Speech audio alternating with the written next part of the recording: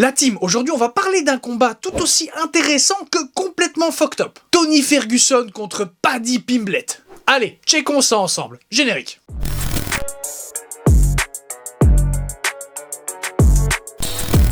Le 16 décembre aura lieu l'UFC 296 avec comme main event Colby Covington contre Leon Edwards. Certes, ce combat sera assez intéressant, je pense, mais ce sera pour une autre vidéo. Aujourd'hui, on va donc parler du fight opposant Paddy de Paddy Pimblett à Tony El Kwikwi Ferguson. Franchement, ce combat, c'est compliqué. Ah là là, c'est compliqué. Alors, les deux combattants sont solides. Ça, c'est une certitude. Tony, un bon vétéran, très polyvalent. Il a eu une grosse série de victoires, il me semble que c'était 12 d'affilée, un truc comme ça. Mais actuellement, malheureusement pour lui, il est dans une série de 6 défaites consécutives. Notamment contre Justin Gaethje, Charles Oliveira, Beneil Dariush, Chandler contre qui il s'est pris un gros KO, qui est, je trouve, très rude à regarder, un gros front kick dans la bouche, suivi d'un beau dodo.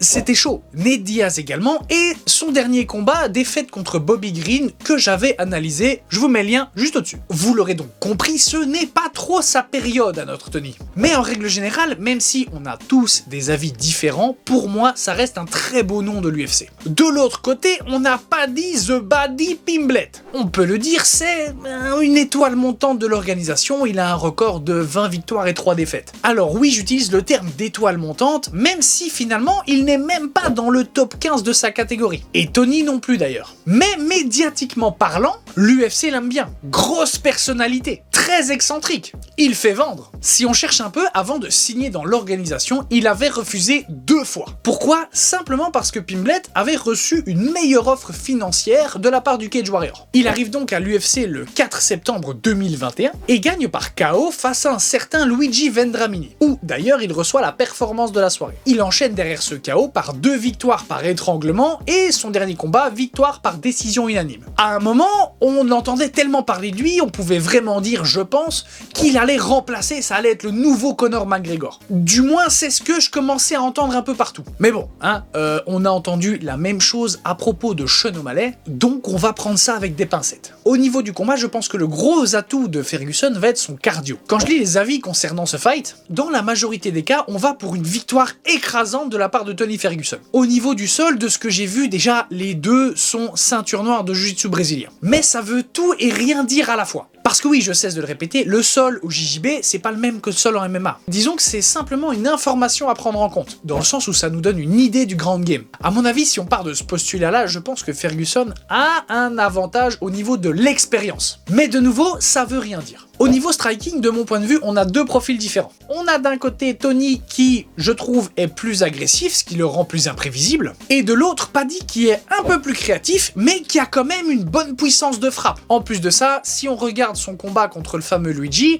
il est un petit peu agressif quand même. Disons qu'il a pas peur de rentrer dans l'art et d'aller à la bagarre. Après, je sais pas si c'est vraiment une bonne idée de la jouer bagarre avec Tony. Mais de nouveau, en MMA, il suffit d'une patate pour que l'un des deux dorme. Donc je pense que Paddy peut quand même poser des problèmes à Tony. Au niveau du résultat, je pense que cette fois-ci, je vais également me ranger du côté de l'avis général. Si on regarde les choses d'un peu plus près, je pense que Tony pourrait l'emporter sur Paddy. Par contre, j'adore Ferguson, mais n'oublions pas qu'il est en fin de carrière aussi. Donc oui, je donne Tony vainqueur, je pense, mais c'est une décision relativement compliquée, de moins de mon point de vue. Par contre, j'ai un vrai problème avec ce combat. Je m'explique. De nouveau, si on fout nos lunettes et qu'on va regarder ça d'un peu plus près, je trouve que c'est complètement craqué. De mon point de vue, je pense que ce combat est fait uniquement dans l'intérêt de Paddy. Je pense que l'UFC a fait ça dans le seul but de le faire monter aux yeux de toutes et tous. Simplement car c'est beaucoup plus intéressant financièrement parlant pour eux. Bah oui, on n'oublie pas que ça reste quand même un business. On sait très bien que Tony est très apprécié des fans en règle générale.